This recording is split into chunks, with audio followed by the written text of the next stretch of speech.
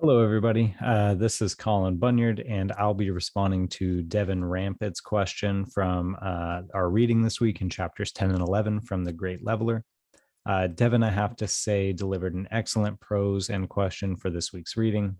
He succinctly summarizes the chapter and highlights Al Marquise's observance of the wage labor market during the Black Plague in the Levant.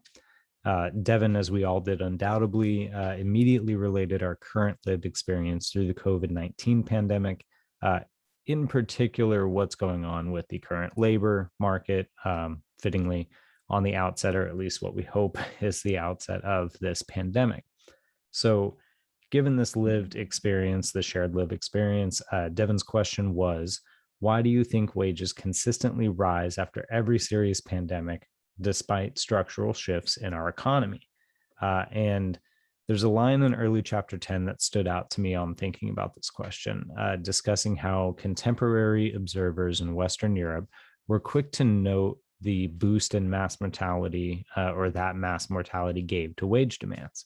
I think there's something that occurs to the collective thought process of the labor force via an updated risk assessment regarding their jobs when a mass casualty plague comes along.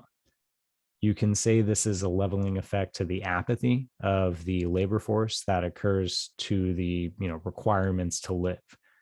When there's no imminent threat of an invisible killer, people are dealing with what I would call normalized threats to everyday life. But when something novel comes around that kills indiscriminately, especially when you take the Black Plague, you have an immediate, I think, recalibration of what the average worker is willing to do to survive and what you're willing to earn to do that job.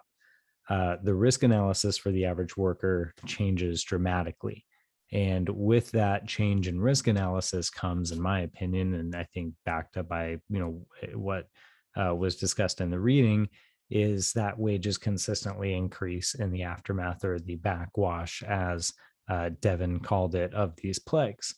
And so, Devon mentioned structural shifts in the economy, despite these structural shifts. And I believe that that is an excellent point to call out. I'm not sure if I took this the way that it was written, but the way that I read the question makes me think of the fundamental differences of what we're living through today, the modern COVID era economy, the technology landscape, the average quality of lifestyle. I'm thinking Western civilization and the impact of the mass casualty in and of itself.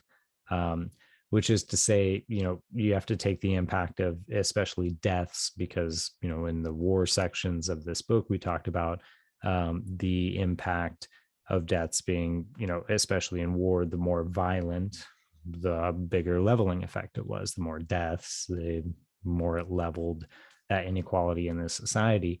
And so, that has to be viewed on a spectrum, right? Where you have the Black Plague being towards the higher end, killing anywhere from a quarter to half of the population. COVID-19 would be towards the lower end as far as impacts of death on the population. And Dr. Pout touched on this in his reading discussion video this week of this, impact differential.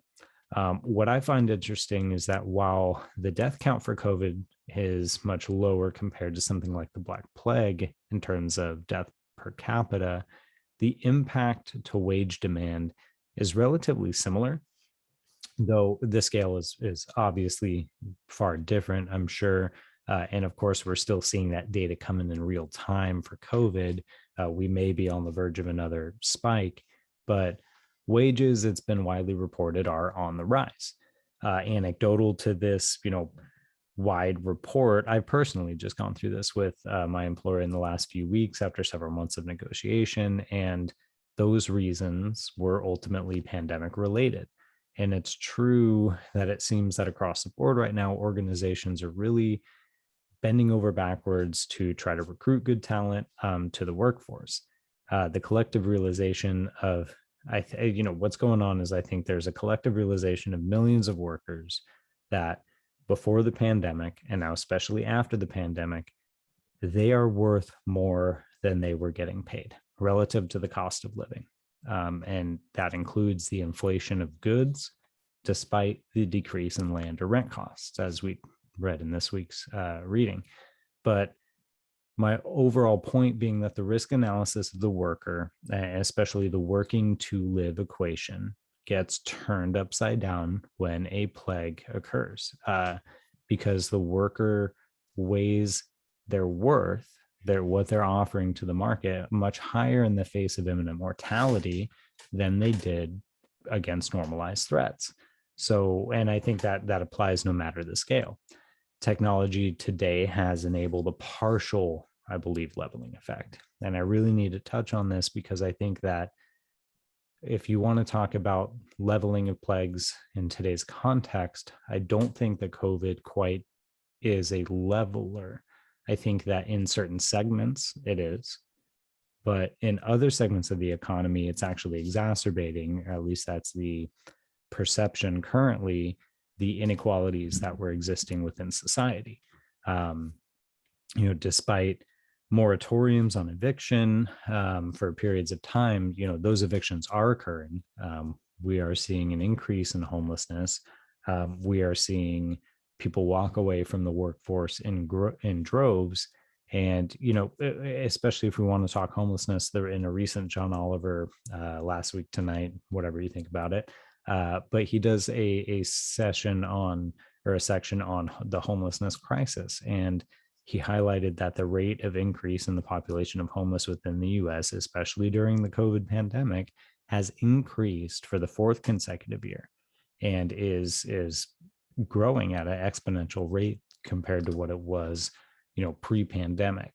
And so while you have that occurring and millions of people walking away altogether from the labor force, you also have some very very clear big winners from the pandemic economy, right? Who have exponentially increased their wealth.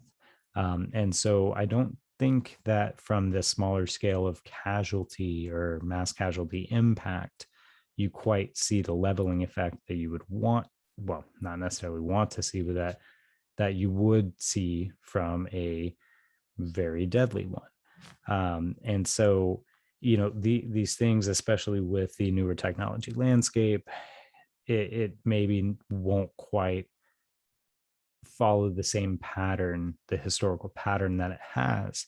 But you have a level of complexity added to the global economic networks that exist today, and the connectivity remotely of labor, virtually into the workplace in, again, certain segments. And then that lower mass casualty impact of the pandemic itself doesn't quite make it as significant of a labor leveler to inequality, but you still see that relative rise in wage demand from the existing labor force as it is, because that labor is still being thinned. It's still scarce in the face of the pandemic. So very complex question. Devon, thank you for asking it. I hope I addressed it well enough. And thank you for your thoughtful postulation on it as well. I wish you and the class happy upcoming holidays.